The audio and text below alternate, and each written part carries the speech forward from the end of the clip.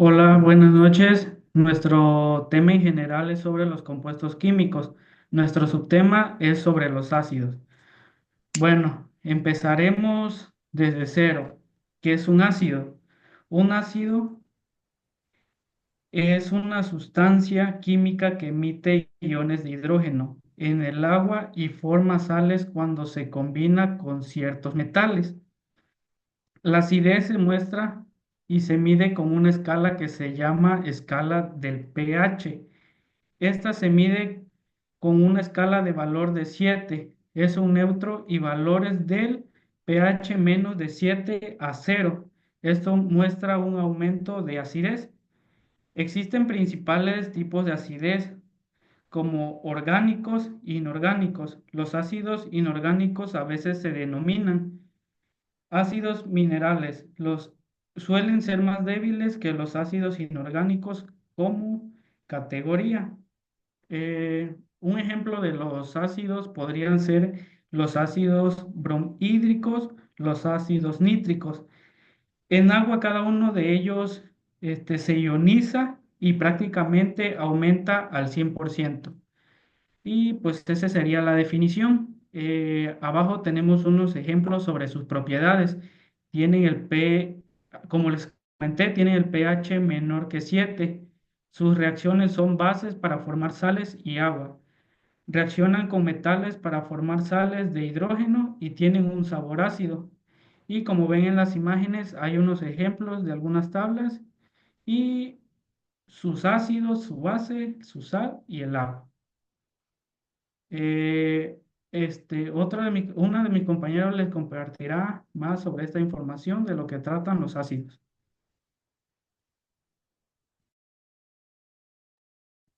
Hola, buenas noches. Mi nombre es Alexandra. Yo les voy a hablar de la clasificación de los ácidos.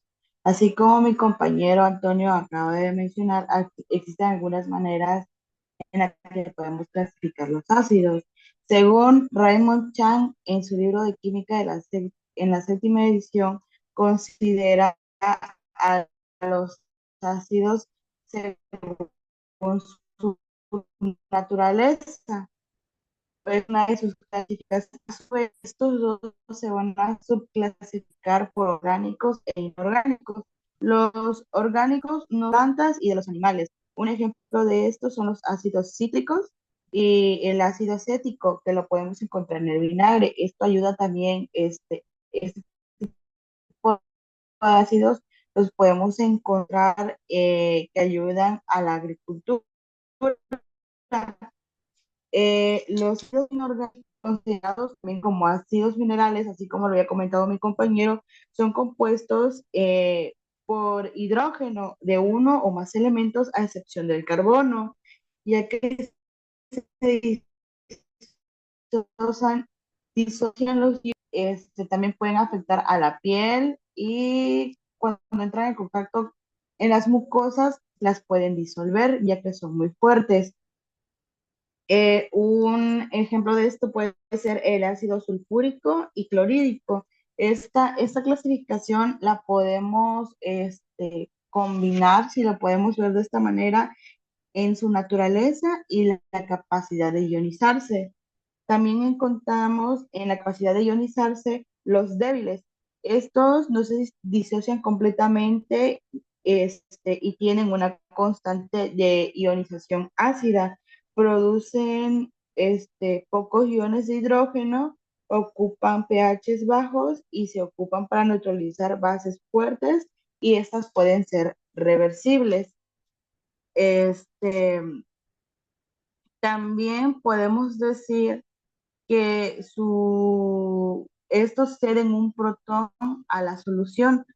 Son ácidos fuertes, mientras se encuentran débiles, no se ionizan parcialmente.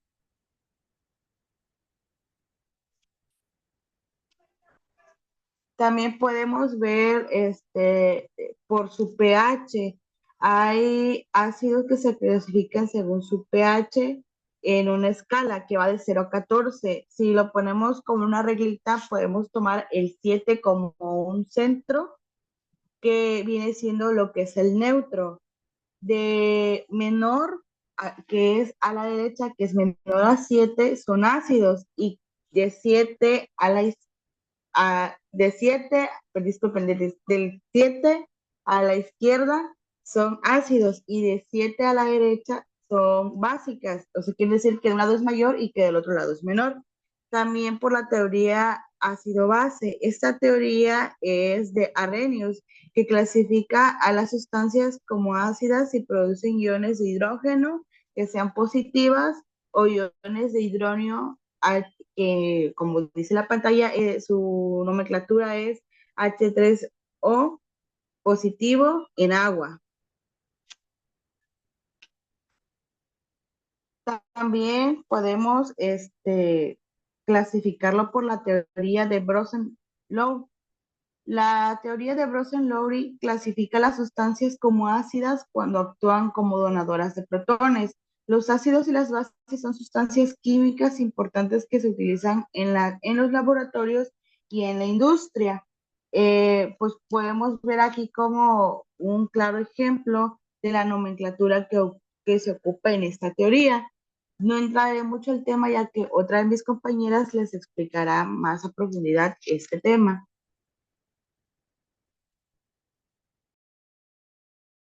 Buenas noches, yo les voy a hablar acerca de la formulación de los ácidos. La formulación de los ácidos se refiere a la representación química de los ácidos mediante fórmulas químicas.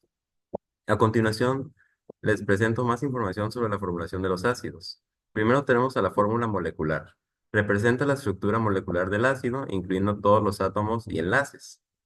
La fórmula empírica representa la proporción más simple de átomos en el ácido. La fórmula estructural representa la estructura del ácido, incluyendo los enlaces químicos. Luego les voy a hablar acerca de las reglas para escribir las fórmulas de los ácidos. Primero tenemos que el hidrógeno, que va escrito en H, se coloca primero en la fórmula. 2. El grupo funcional, que es el resto del ácido, se coloca después del hidrógeno. 3. Los ácidos monopróticos tienen un solo hidrógeno en la fórmula. Y 4. Los ácidos diptróticos tienen dos hidrógenos en la fórmula. Aquí tenemos algunos ejemplos de esto, como el ácido clorhídrico, que es HCl, el ácido sulfúrico, que es H2SO4, el ácido acético, que es CH3COOH, y el 4, que es el ácido cítrico, que es el C6H8O7.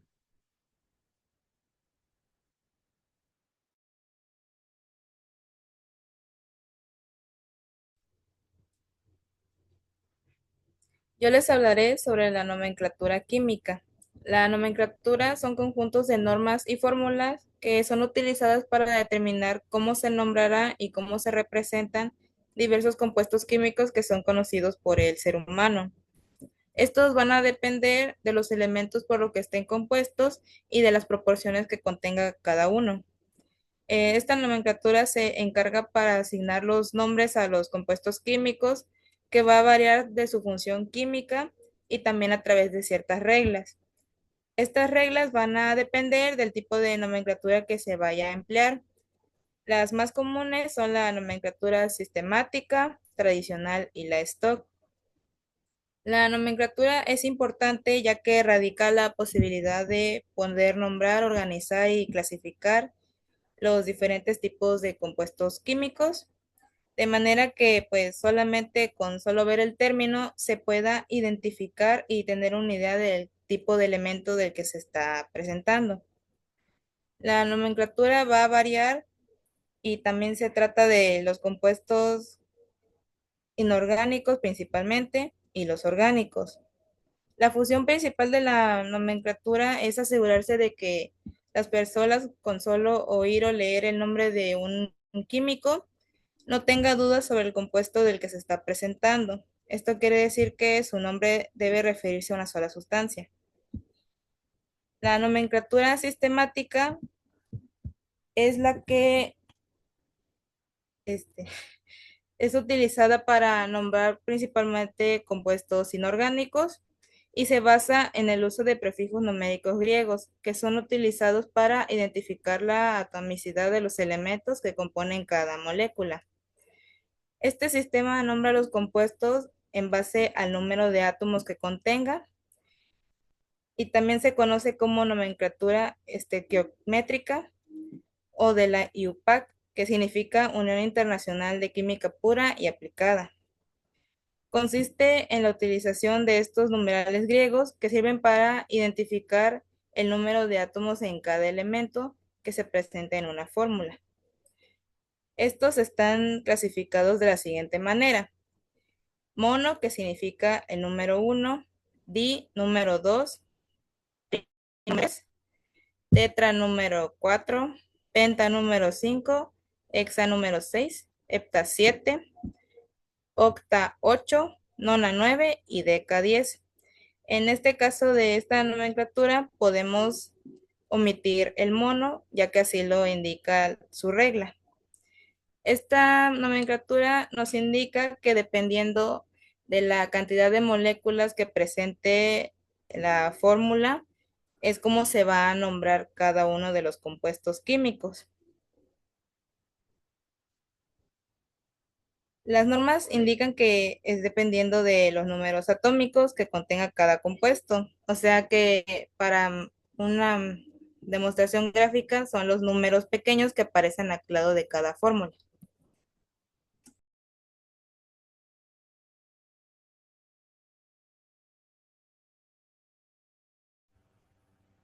Bueno, pues a mí me tocó la nomenclatura tradicional y pues la nomenclatura tradicional de los ácidos se basa en una fórmula, por así decirlo, que pues ya está constituida de que es el hidrógeno más el no metal, y más el oxígeno, que juntos forman los ácidos oxácidos. Eh, y también están los de los ácidos anhídridos, que es el ácido más nombre del elemento y pues se le agrega el hídrico. El sufijo oso se utiliza para el ácido con menor número de átomos de oxígeno, mientras que el sufijo ico se utiliza para el ácido con mayor número de átomos de oxígeno.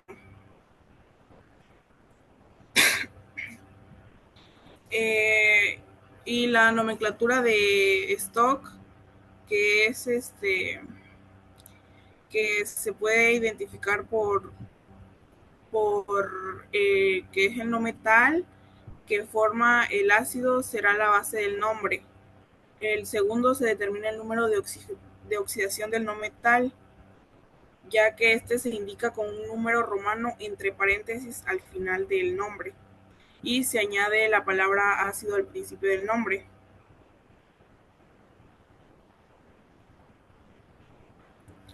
Y a continuación les voy a mostrar unos ejemplos de la nomenclatura tradicional y la nomenclatura de stock.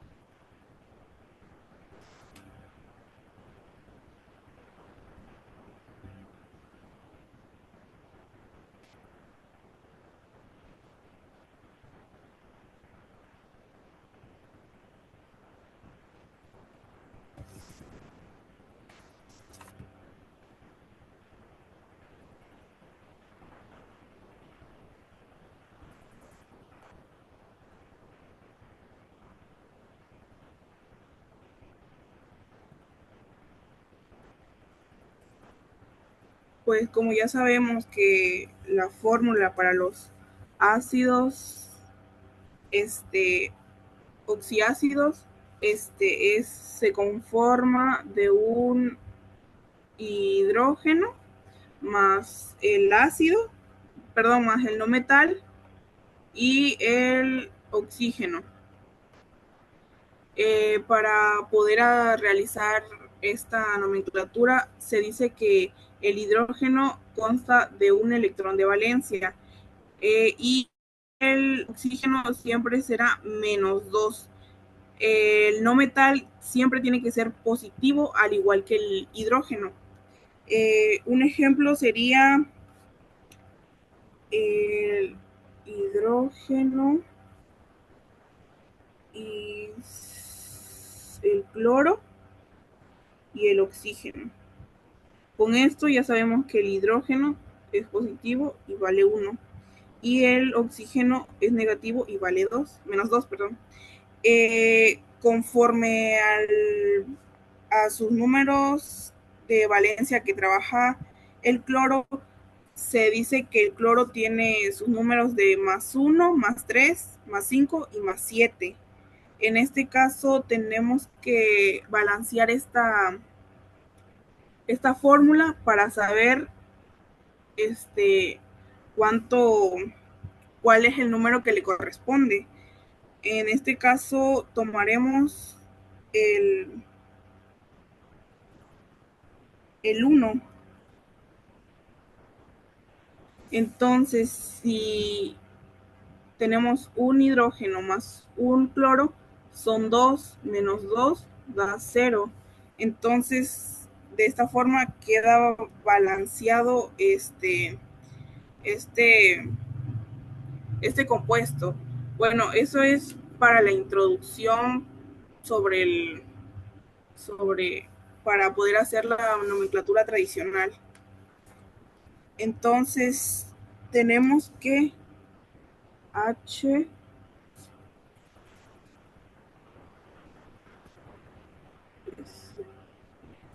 un hidrógeno, un azufre y un oxígeno. Ya sabemos que el hidrógeno vale 1 y el oxígeno -2. Conforme a sus números de valencia del azufre, sabemos que el azufre tiene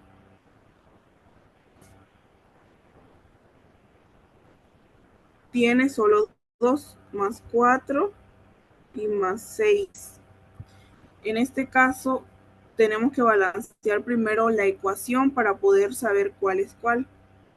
Entonces, si aquí tenemos -2, vamos a agarrar el 4. Tenemos +1 +4 serían 5, pero no nos puede dar esta ecuación, ya que se dice que para esto se dice que si el hidrógeno tiene, hay como una tipo regla que si el hidrógeno es impar, no se puede, si para un hidrógeno tiene que ser un número impar, y para que haya dos hidrógenos tiene que ser un número par. Entonces, para esto, como es 4, tenemos que utilizar un número par, que sería 2. Se le pone acá en el subnúmero de acá abajo. Entonces sería 2 por 1, serían 2. Se cambia. Y se suma 2 más 4 da 6. Y aquí igual nos tiene que dar 6. Entonces se le pone un 3 para poder balancear esta ecuación. Y sería 2 por 3 da 6 menos 6. Y se balancea y queda 0. Para poder hacer la nomenclatura tradicional, primero se dice que se escribe ácido,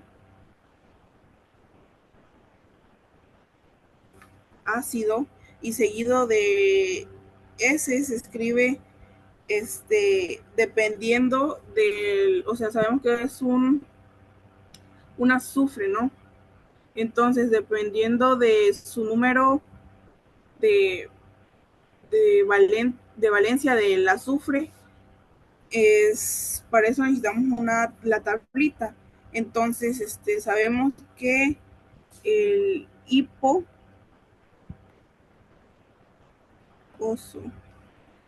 el oso, el ico, y el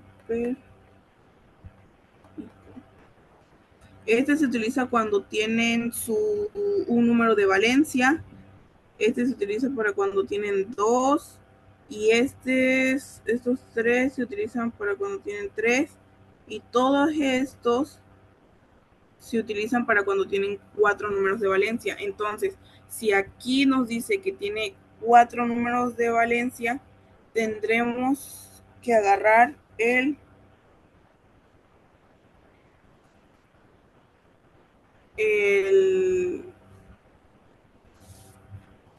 el, sul,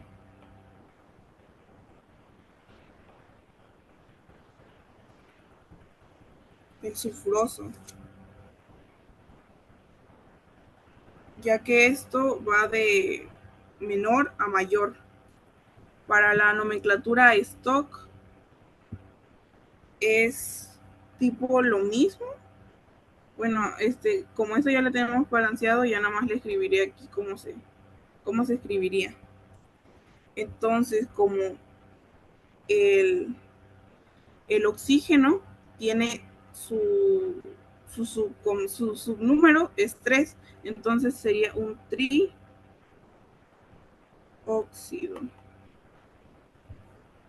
trioxo, perdón. Sería trioxo, ya que para esto se dice que se utiliza trioxo para los ácidos, ya que el trióxido sería para los óxidos. Entonces, como estamos hablando de un ácido, se tendría que utilizar un trioxo, como es de 3. Entonces, seguido de esto, sería que de azufre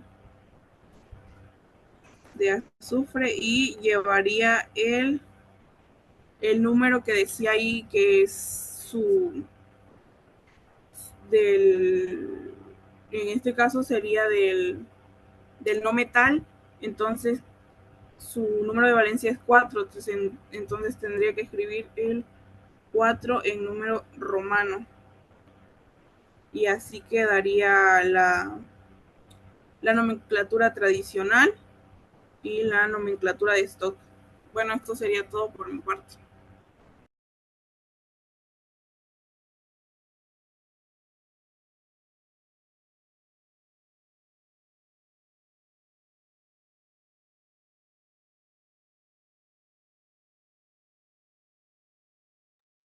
Muchas gracias por su atención. Esperemos que haya sido de su agrado.